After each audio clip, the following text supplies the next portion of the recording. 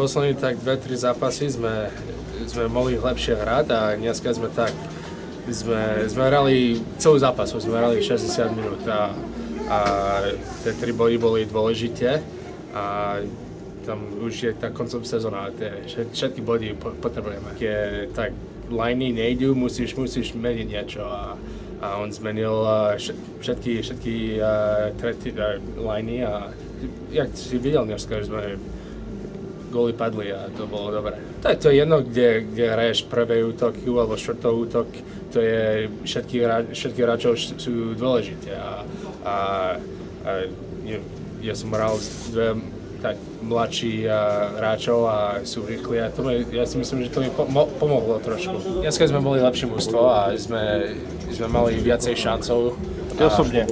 Aj ja, aj celé mužstvo, to je jedno, či ja, alebo Oli, alebo Vypli, to je jedno, keď máš šťastie, to je dobré, to je dobré pre mužstvo, že mužstvo všetci sa tešujú a to je tak, máme radosť na to.